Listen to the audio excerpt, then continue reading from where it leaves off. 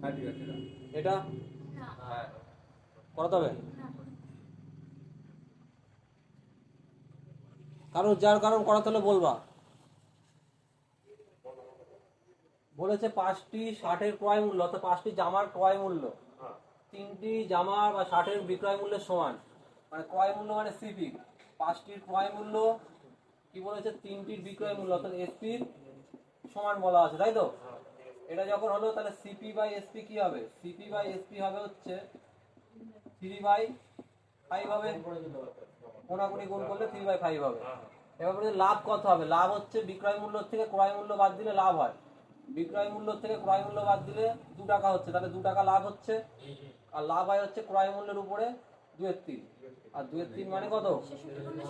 63.66%। ঠিক আছে, এই টাইপটা কিন্তু ইম্পর্টেন্ট, আর তাছাড়া সোজাও কিন্তু অঙ্কটা হয়েছে। এটা এটা বলবো।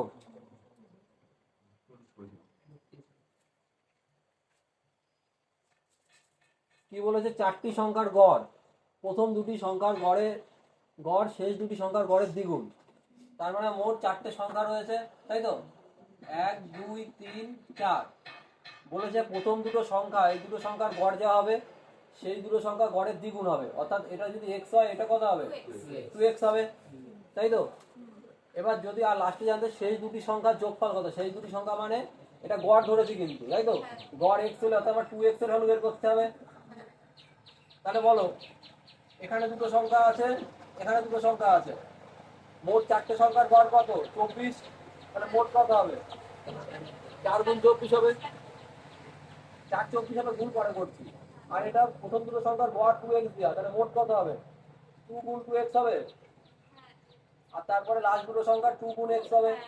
মোট হলো, তাহলে এটা এখানে দুটো এখানে দুটো, 4টে, আর এই পাশে মোট 4টে, তাহলে সমান হয়ে গেল। তাহলে দেখো এখানে যদি যোগ করি কত হবে? 2 দুগুণে 4 আর 2 6। তাহলে 4 গুণ 24 সমান সমান কত? 6x। 6 দিয়ে যদি 24 কাটি 4, তাহলে x সমান সমান কত হলো? 4 6 24 হলো তো, 24। তাহলে 24, তাহলে আমার জানতে আছে মোট শেষ দুটি সংখ্যার যোগফল কত হবে। তাহলে যোগফল 2x। তাহলে x যদি 24 হয় 2x কত হবে? 24 দুগুণে 48, 48 উত্তর হবে। কোথায় রে? 4 হবে, সেটা 6 6 36 হয় তো, তাই তো? তাহলে এখানে কত হবে? 4 6 24, 4 4 16 হবে, আর 16 দুগুণে 32 হবে। ঠিক আছে,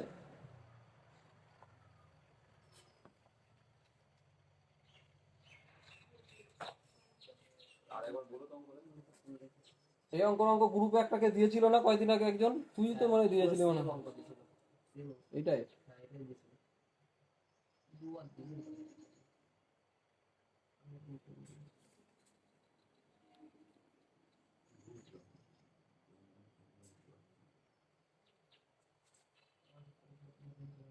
ভুল করলাম, সেটাও অপশানে কিন্তু ছিল।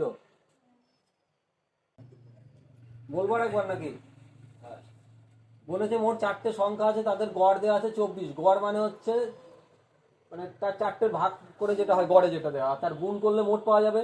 4 গুণ 24 করলে মোট পেলাম। মোট পাওয়ার পরে এখানে বলেছে যে প্রথম দুটো সংখ্যা সেই দুটো সংখ্যার মধ্যে একটা সম্পর্ক দেওয়া আছে। তাহলে প্রথম দুটো সংখ্যা সেই দুটো সংখ্যা কি বলেছে? প্রথম সেই দুটো সংখ্যার গড়ের দ্বিগুণ, মানে শেষে যা হবে তার দ্বিগুণ হচ্ছে হবে। এ যদি এক্স হয় এ 2x হবে, এ যদি 1 হয় এ কত হবে? 2 হবে, তাই তো? এবার x 2x লিখেছি। তাহলে বলো এই দুটো সংখ্যা মোট কত হবে? 4x, 2 গুণ 2x হবে। আর এটা কত হবে? 2x হবে। তাহলে এখানে দুটো এখানে দুটো করলে মোট কত হলো? 4টে। এই 4টে, আর আগেই বলা ছিল 4টের গড় 24, তাহলে মোট 4 গুণ 24। তাহলে এখানে যদি 2 গুণ 4 আর 2 6x হয়, আর এখানে 4 গুণ 24ই লিখেছি আমি। তা 6 দিয়ে 24 কাটলে কত হয়? 4, আর x এর মান হচ্ছে 16, তাহলে তার দ্বিগুণ করলে 32 হবে। জানতে চেয়েছে মোট যোগফল। ঠিক আছে, বুঝে গেল? মুছে দিলাম। তারপরেরটা দেখো, এটা করাতে হবে কিনা। ও, এটা একই অঙ্ক আছে। এটা এটা দিইনি মনে হয়, তাই না? এটা তোমরা নিজেরা করো দেখি। করেছিলাম তো এটা নাকি? লসাগু করলে হয়ে যাবে, তাই তো? তাহলে আর পড়ালাম না। আগে একটু পড়েছিলেন। এটা হয়েছে, হ্যাঁ। পড়াতে হবে কারণ না।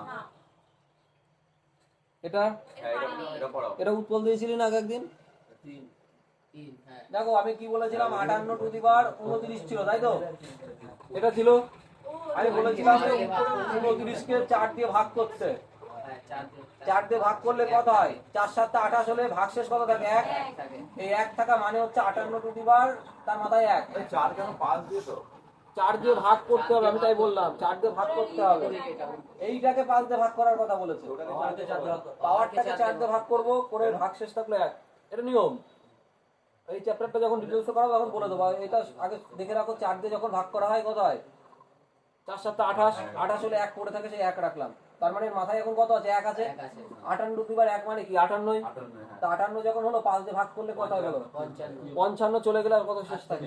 3 থাকে। তাই জানতে চেয়েছে ভাগ শেষ কত থাকবে, ভাগ করে শেষে কত থাকবে? 3 থাকে। ওখানে কোনো গ্যাপে কোনো একটা না না, ওইটা দেওয়া মানে ওই পাওয়ারে বোঝায় এটা। ওখানে ভেঙে যায় বলে তার জন্য এরকম দেওয়া।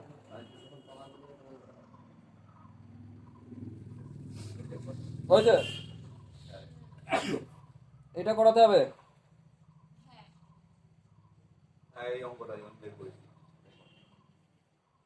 বলেছে কি, একজন ব্যক্তি একটি জিনিস কিনে 20% লোকসানে বিক্রি করে। যদি তিনি 30% কম দামে কিনে 125 টাকা বেশি দামে বিক্রি করতেন, তাহলে তিনি 50% লাভ পেতেন। জিনিসটির ক্রয় মূল্য কত? অঙ্কটা এই অঙ্ক করিয়েছিলাম আগে। দেখো বলেছে একজন ব্যক্তি একটি জিনিস কিনে 20% লোকসানে বিক্রি করে, অর্থাৎ 100 টাকার জিনিস কত বিক্রি করে? 80 টাকায় বিক্রি করে। লোকসান করা মানে কি? তুমি যা কিনবা তার থেকে 20% কম, অর্থাৎ 80 টাকায় বিক্রি করেছে। হ্যাঁ। তাহলে এটা কি দেওয়া আছে? এটা সিপি, এটা এসপি। এবার পরে কি বলেছে? যদি তিনি 30% কম দামে কিনে, মানে কি 100 টাকার জায়গায় যদি 30% কমে কিনতো, অর্থাৎ 70 টাকায় কিনতো, তাহলে নাকি তার 50% লাভ হতো। তাহলে 70-এর 50% মানে কত? 105। হ্যাঁ। তাই তো? বুঝতে পেরেছো এটা কি করলাম? হ্যাঁ। এই দেখো, এটা 70-এর 50% লাভ মানে হচ্ছে 150/100, তাই তো? এই দুটো শূন্য কেটে দিলে 7 15 105 হতো। তাহলে 105 টাকা যখন হলো, বললো কি যে 30% কমে কিনে 50% লাভ হতো, তাতে নাকি তার কত টাকা বেশি হতো? 125 টাকা বেশি দামে বিক্রি করতে হতো। তাহলে এখানে বিক্রি কত হয়েছে বেশি দাম? 25। 25। এই 25-এর ভ্যালুই দেওয়া আছে 125। কয় গুণ? 5 গুণ। 5 গুণ। তাহলে আমার বলেছে ক্রয় মূল্য কয় গুণ হবে? তাহলে 100-র 5 গুণ করলে 500। 500 টাকা হবে। ক্রয় মূল্য হচ্ছে 500 টাকা। করেছিলাম না এই অঙ্কটা এরকম টাইপের? টাইপটা মনে রেখে দিও কিন্তু। আর একটা ধরনের অঙ্ক তো, যে 20% কমে কিনলে এত পার্সেন্ট লাভ হতো, তাদের বিয়োগফল বলে দিতাম যে টাকা ছিল, আর একটা অঙ্ক ছিল। ঠিক আছে?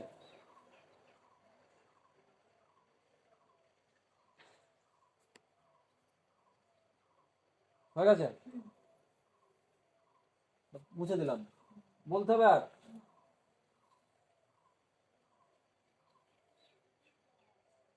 এটা করাতে হবে কারণ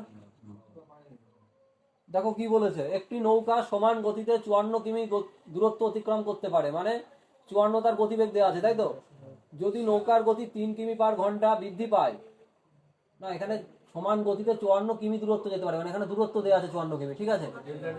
এবার যদি নৌকার গতি 3 কিমি পার ঘন্টা বৃদ্ধি পায়, তাহলে একই দূরত্ব অতিক্রম করতে 3 ঘন্টা কম সময় লাগে। নৌকাটির আসল গতিবেগ কত? ওটার গতি কত? একটা সূত্র বলেছিলাম কি? বলেছিলাম দূরত্ব সমান সমান, বলেছিলাম যে গতিবেগ আমি ধরে নিচ্ছি অরিজিনাল গতিবেগ x, তার থেকে 3 বাড়ালে কত হবে?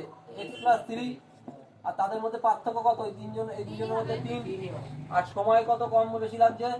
3 ঘন্টা। তাহলে এই 3 3 কেটে যায়, 54 সমান সমান কত হবে? x + 3। এটা হবে x × x + 3। তাহলে আমি এখানে বলেছিলাম অপশন টেস্ট করতে। তাহলে এমন একটা মান বসাবো যাতে এটা গুণ করলে 54 হয়ে যায়। এখানে যদি 6 বসাই, 6 আর এখানে 6 বসালে 6 আর 3 9, 6 9 54, তাহলে এটা স্যাটিসফাই করছে। তাহলে x এর মান কত হলো? 6। তাহলে আমার উত্তর কত হবে? 6 হবে। ঠিক আছে? এখন 10 যাচ্ছে নাকি?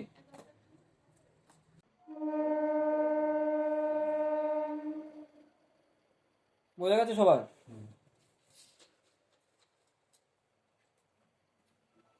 তাহলে তার পরেরটা দেখো, এটা করাতে হবে। না। এটা তো সোজা, এটা করাতে হবে না। হ্যাঁ শতকরা।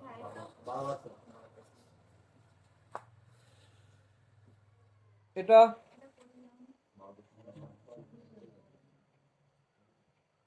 কি করাতে হবে? এই অঙ্কটা করা।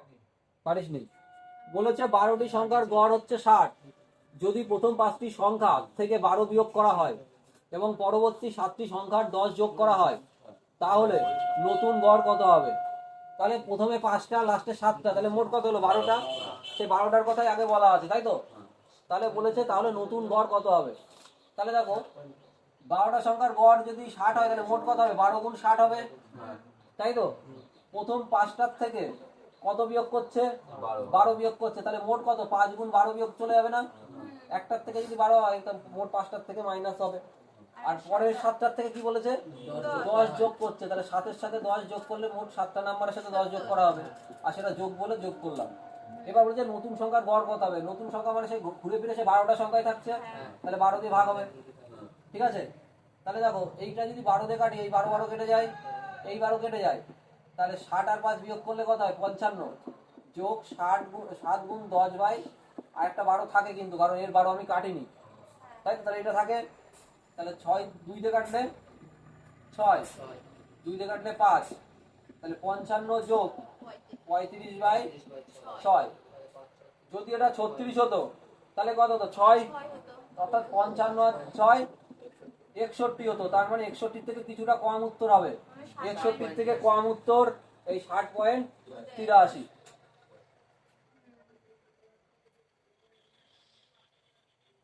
ওইখানে কি বললি? কোনটা? 12 কেন থাকলো? 12 নিচে 12 আসলো কেন? এই 12টা এখানে আসলো কেন? না তার উপরে এটা বলতে একটা 12 রয়েছে। এই দেখ, এইখানে যেটা করলাম যে এই 12টাতে মানে নিচে 12 থাকা মানে কি সবাইকে 12 দিয়ে ভাগ করে না, তাই তো?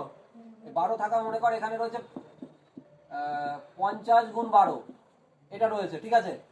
হলো? এটা থাকা মানে কি 50-এর নিচে 12 রয়েছে মানে 12 তে 50 ভাগ করতে হবে। তাহলে এই জিনিসটাই যদি আমি এখন লিখতাম 25 যোগ 25 ভাগ 12, সে একই তো কথা, 50কে ভাঙিয়ে লিখলাম। হ্যাঁ হ্যাঁ তাহলে এইটা মানে হচ্ছে লিখতে পারি 25/12 যোগ 25/12, হ্যাঁ। ঠিক আছে? এটাই করতে পারি।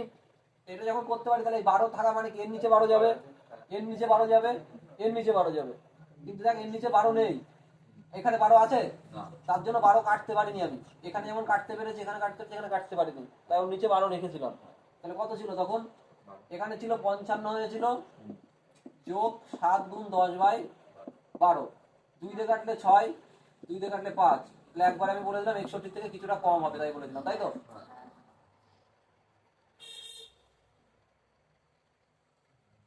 আর না হলে একবারে আমি ধরে নিতে পারতাম নতুন সংখ্যার গড় হচ্ছে 60, তার থেকে যে পার্থক্য হলো এটা সেটাও করা যেত, আমি সেটা আর দেখালাম না।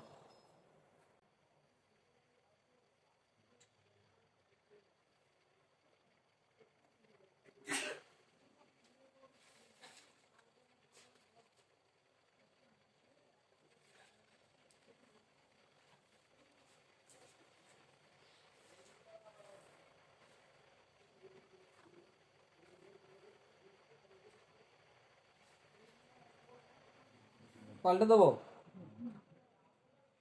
এটা করাতে হবে।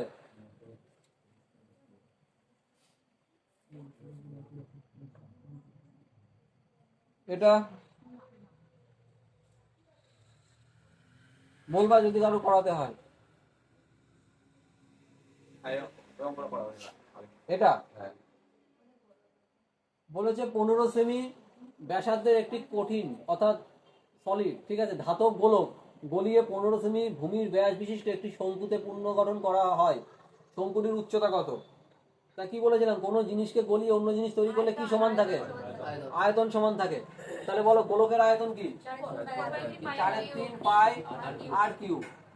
আর এর আয়তন সমান থাকে বলেছিলাম। এখানে শঙ্কু তৈরি হচ্ছে, শঙ্কুর আয়তন কত? 1/3 পাই আর স্কয়ার এইচ, এটা সমান হবে। এবার এইটাকে গোলকের আরটাকে আলাদা আলাদা ধরছি, এটাকে বড় হাতের আর ধরে নিলাম, ঠিক আছে? এবার দেখো 3 3 কেটে যায়, পাই পাই কেটে যায়, তাহলে 4 থাকলো। আর বলেছে কি 15 সেমি ব্যাসার্ধের একটি গোলক, তাহলে আর এর মান কত? 15 কিউব হবে না? 15 কিউব হলো। আর তারপরে বলেছে শঙ্কু, শঙ্কু বলেছে 15 সেমি ব্যাসের শঙ্কু, তাহলে ব্যাসার্ধ কত হবে? 15/2 হবে। তাই স্কোয়ার আছে বলে দুবার হবে, তাই তো? আর এইচ বের করতে বলেছে। তাহলে এখানে দুটো 15 আছে আর এখানে 3টে আছে, তাহলে দুটো কেটে গেলে একটা থাকবে। তাহলে বলো এখানে 2 আর 2 4, 4 4 16 গুণ 15 হবে, তাই তো? সমান সমান এইচ হবে। 16 গুণ 15 করলে কত হয়? 240। তাহলে এইচ ইকুয়াল টু 240 সেমি হবে। এটা পারিস নি কেন? হয়ে গেছে?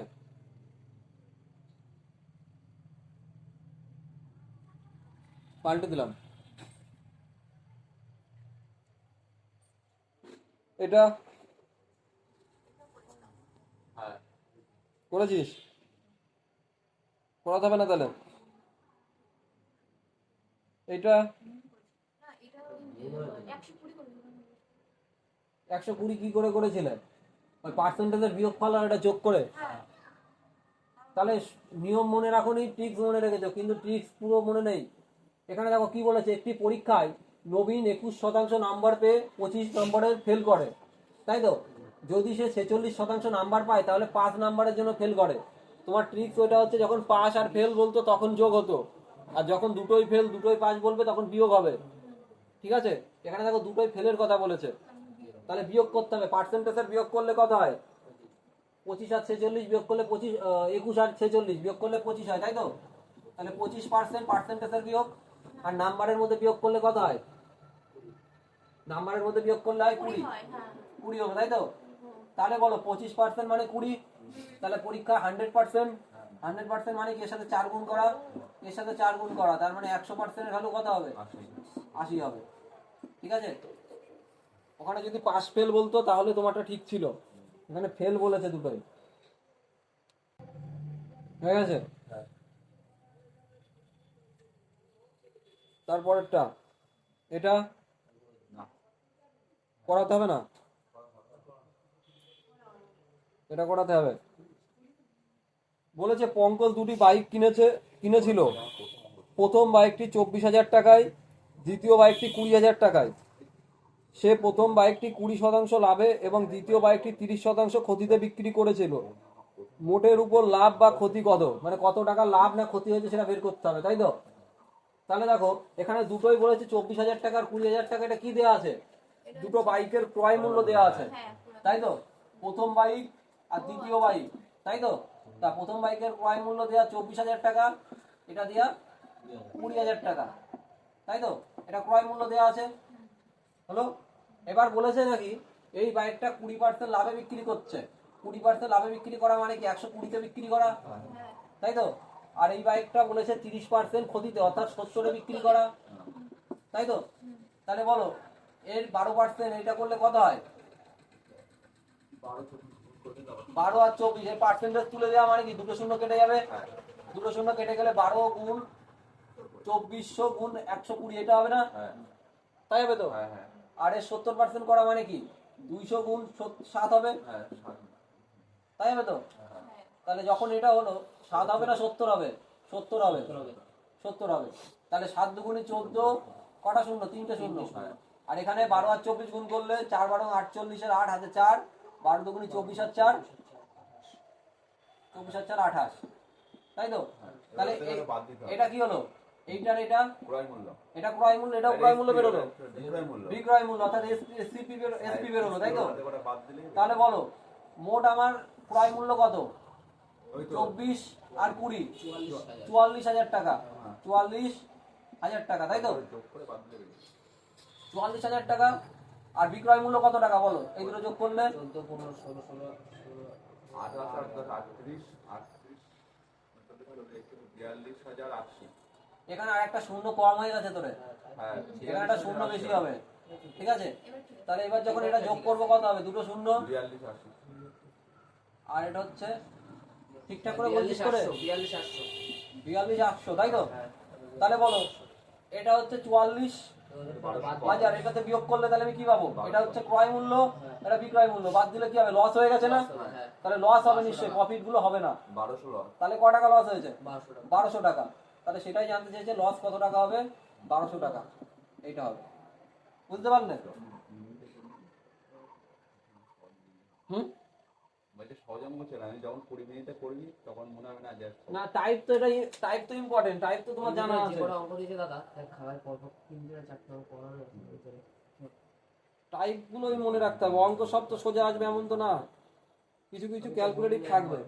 যেমন অন্যভাবে ওইগুলো করা যাবে, ঠিক আছে, মানে একটা ফর্মুলা আছে না, সে 100x+y, ওই ফর্মুলাতেও হবে।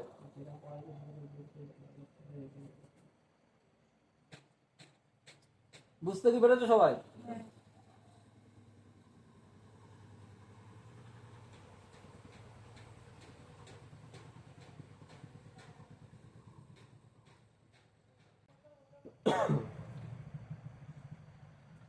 কি করছিস না রাজু? তো করেছিলি, হয়ে গেছে, মুছে দিলাম তাহলে।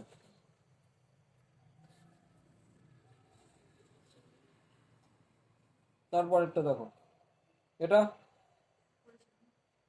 মিশ্রণের অঙ্ক করাতে হবে। কি করাবো না করাবো না? করাবো। বলে যে 120 লিটারের একটি মিশ্রণে জল ও দুধের অনুপাত দেওয়া আছে 5:7। জল ও দুধের অনুপাত যথাক্রমে 1:1 করতে মিশ্রণে কত জল যোগ করতে হবে? সোজা অঙ্ক, টাইপ ইম্পর্টেন্ট। কি বলেছে? ওয়াটার আর মিল্ক আছে কত অনুপাতে? 5:7 অনুপাতে। তারপরে এখন কত করতে হবে? 1:1 করতে হবে। এখানে কত ছিল? 120 লিটার ছিল, তাই তো?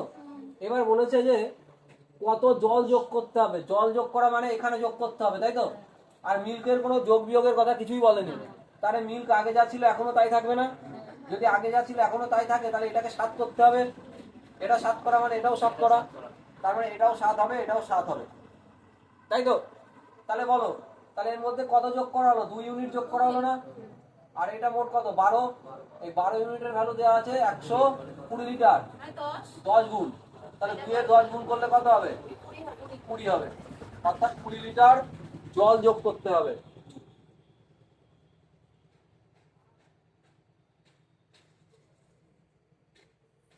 যাকে যোগ করতে বলবে আর বাকিটাকে সেটা সমান করে নিতে হবে।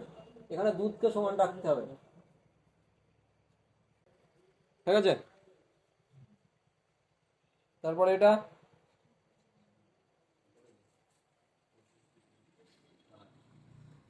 সোজা অঙ্ক আছে নাকি? এটা করাতে হবে। এই টাইপটা কিন্তু ইম্পর্টেন্ট, এটা করাতে হবে। এটা অনেকবার করালাম এই অঙ্ক। বলেছে একজন মানুষ তার আয়ের 58% ব্যয় করে, তার আয় 30% বৃদ্ধি পায় এবং তার ব্যয়ও 25% বৃদ্ধি পায়। তার সঞ্চয় বৃদ্ধির শতাংশ কত? তাহলে আমরা আই ইকুয়াল টু কি জানি? এক্সপেন্ডিচার, মানে income equal to expenditure plus savings, অর্থাৎ খরচ প্লাস সঞ্চয়। তোমার যা আয় হবে তা খরচ করবা, জমাবা, তাছাড়া আর কিছুই হবে না। তাহলে কি বলেছে? একজন মানুষ তার আয়ের 58% ব্যয় করে। তাহলে আয় যদি 100 টাকা হয়, তার 58 টাকা খরচ করে ফেলে, তাহলে আর থাকে ক টাকা? 42 টাকা। তাহলে 42 টাকা জমায়। তারপরে বলেছে যদি তার আয় 30% বৃদ্ধি পায়, তাহলে 130% বৃদ্ধি পাওয়া মানে কি 30ই হওয়া। বৃদ্ধি পেয়ে কত হচ্ছে আমি সেটা বলছি না, কিন্তু বৃদ্ধিটা কত হচ্ছে? 30 হচ্ছে। তারপরে বলেছে তার ব্যয়ও 25% বৃদ্ধি পায়। তাহলে ব্যয় মানে কোনটা? এক্সপেন্ডিচার। বলো, এর 25% করা মানে কি 58 1 এর 4 করা না? তাই তো, 25% মানে 1 এর 4। 58 1 এর 4 করলে কত হয় বলো? 4 1 4, 4 করলে 4 4 16, 4 5 20, মানে 14.5 টাকা হয়। 58 1 এর 4 করা মানে কত টাকা? 14.5 টাকা। তার মানে আয় যদি 30 টাকা হয়, এটা হয় 14.5 টাকা। তাহলে খরচ কত হবে বলো তো? 15.5 টাকা হবে না? 15 টাকা 50 পয়সা। তাহলেই তো যোগ করলে 30 হয়ে যাবে, তাই তো? তাহলে যখন 15 টাকা 50 পয়সা হলো, কয় টাকার উপরে হয়েছে? 42 টাকার উপরে হয়েছে না? আর পার্সেন্টেজের জন্য 100। তাহলে এটা ক্যালকুলেশন করো, হয়ে যাবে। এই দশমিক তুলে দাও, শূন্য কেটে দাও। 2 দিয়ে কাটলে 21 দুগুনি 42, 2 দিয়ে কাটলে 5, এটা গুণ করলে 5 5 25, হাতে 2, 5 15 75 আর 2 77/21। 21 দিয়ে যদি করি, দেখো 21 এর সাথে 3 গুণ করলে 6 হয়। এই একটাই হবে, বাকিগুলো সব বড় হয়ে যাবে, তাই তো? বুঝতে পারলে কি করলাম? কি পাইল হয়েছিল এই অঙ্কটা? হ্যাঁ, 5 জনের মধ্যে তো নামই আসছে না। টাইমের মধ্যে হচ্ছে না, তাহলে ঘড়িটা স্লো করে নিবি, তাহলে আর আগাবে না টাইম। সবাই 20 মিনিটের মধ্যে, তো তোর আগে তো চলে যাচ্ছে, তার মানে তাদের থেকে তো তুই স্লো রয়েছিস। পাল্টে দিলাম, এটা করাতে হবে, এটা করাতে হবে। বলেছে কি 25টি চেয়ারের দাম 20টি টেবিলের দামের চেয়ে 80% বেশি, তাই তো? তাহলে চেয়ারের কথা বলেছে আর টেবিলের কথা বলেছে। বলেছে এর যা দাম তার থেকে কত পার্সেন্ট বেশি? 80% বেশি। এ যদি 100 টাকা হয়, এ 180 টাকা হবে, তাই তো? বলেছে 25টি চেয়ারের দাম 20টি টেবিলের দামের চেয়ে, মানে এর 25টার দাম হচ্ছে এটা, তাই তো? আর এটা 20টার দাম। এ পর্যন্ত বোঝা গেছে? বলেছে যদি 22টি টেবিলের দাম এত টাকা হয়, 22টার দাম কত বলা আছে? 10, 6, 4, 8, এটা বলা আছে। তাহলে একটার দাম কত হবে? এইটা, তাই তো? আর 20টার দাম কত হবে? 50টি চেয়ারের দাম তো ওটা 50টা পরে বের করবো, আগে টেবিলটার কাছে যাই। এটা কি দেওয়া রয়েছে? টেবিল দেওয়া রয়েছে না? 22টার দাম এত হলে একটার দাম 22 দিয়ে ভাগ হবে, হলো? তাহলে আমার 20টার দাম কত হবে? এইটা হবে না? তাহলে 20টার দাম আমি এটা পেয়ে গেলাম, পেয়েছি তো? এবার কি বলেছে যে এর যা দাম হবে 20টার দাম, এর হচ্ছে 25টার 180%-এর সমান, তাই বলেছিল না? মানে 180% বেশি। বুঝতে পারলে কি বললাম? এটা, এইটা হলো হচ্ছে আমার 20টা টেবিলের দাম হয়েছে। এবার এর থেকে 80% বেশি হচ্ছে কি? এই 25টা চেয়ারের দাম, তাই তো? তাহলে 80% বেশি করা মানে কি? 180/100 করা। তাহলে আমি কোথায় চলে গেলাম? চেয়ারে গেলাম। এবার কটা চেয়ারের দাম হলো? এটা 25টা চেয়ার। তাহলে একটা চেয়ারের দাম, এটা 25টা চেয়ারের দাম আমি একবারে লিখি, এটা 25টার দাম এত টাকা, তাই তো? তাহলে আমরা জানতে কি চেয়েছে? 50টা চেয়ার, অর্থাৎ 2 গুণ। তাহলে দুপাশে 2 গুণ করে দিলাম। বোঝা গেল এটা? এবার যদি তুমি কাটাকাটি করে করে বের করে আনতে, তাও হতো, কাটাকাটি বারবার করতে হতো। আমি একবারে এক লাইনে কাটাকাটি করবো বলে আগে কাটিনি। বুঝতে পেরেছো এই পর্যন্ত? আরেকবার বলবো। এখানে বলেছে যে 20টা চেয়ারের দাম এগুলো দেওয়া রয়েছে, ঠিক আছে? তাহলে আমার লাস্টে একটা জায়গায় বলা আছে যে 22টা টেবিলের দাম বলা আছে 10, 6, 4, 8 টাকা, এই টাকা দেওয়া আছে। তাহলে একটার দাম এটা হলো, তাহলে 20টার দাম কত হবে? গুণ 20 হয়েছে। এবার বলেছে যে এই 20টা টেবিলের যা দাম তার 180%, মানে 80% বেশি হচ্ছে চেয়ারের দাম। তাহলে 80% বেশি হওয়া মানে কি? 180/100, এটা চেয়ারের দাম হলো। এটা কটা চেয়ারের দাম বলা ছিল? 25টা চেয়ারের দাম বলা ছিল, তাই তো? এবার এই পর্যন্ত কিন্তু আমি এসে গেছি। এবার অঙ্কে আমার জানতে চেয়েছে তাহলে 50টির দাম কত হবে? তা 25-এর দ্বিগুণ করলে 50 হয়ে যাবে, তাহলে সেই জন্য দুপাশে 2 গুণ করে দেবো। বোঝা গেছে? এই দেখো, দুটো শূন্য, এই দুটো শূন্য কাটা, 2 দিয়ে কাটলে 11, এই 2 দিয়ে 11 দিয়ে কাটলে 9, 11, 99, 7, 6, 11, 66, 8, 11, 88, তাই তো? তাহলে কত হলো? 968 গুণ 18 গুণ 2। ভালো নাম্বার এসে গেছে তো।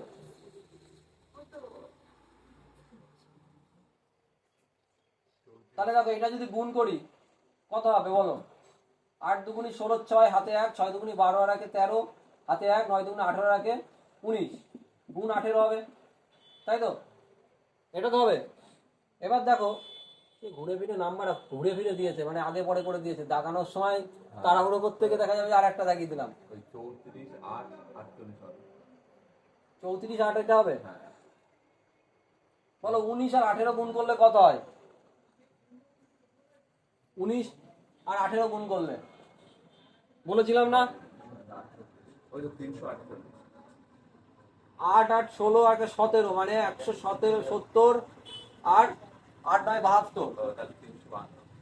কি বললাম? 8, 9, 72, 2, 342, অর্থাৎ 34-এর থেকে কিছুটা বড় হবে, তাই তো? সবই তো 34, গুণ করতেই হবে।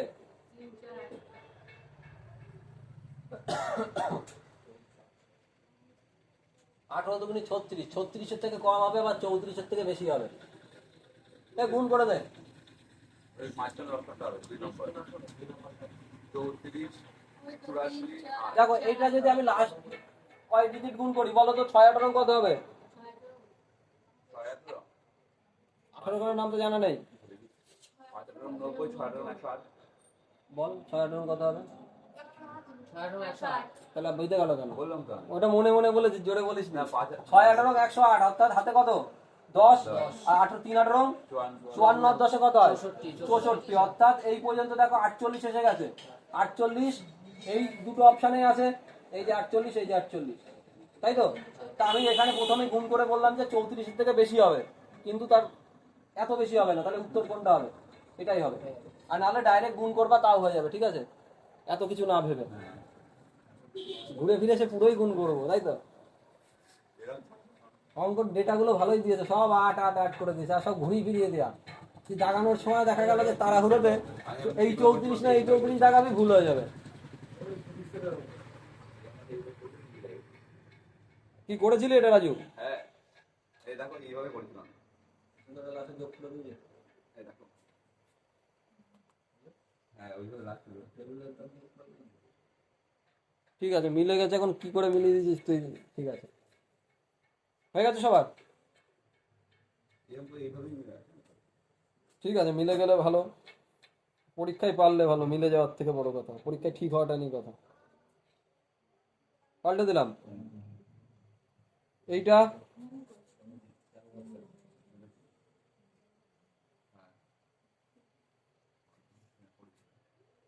আর নেই, এই পর্যন্তই আছে তাহলে। ঠিক আছে, তাহলে এবার যে অঙ্কগুলো ছিল সেগুলো করি দেবো, যার যেটা অসুবিধা আছে।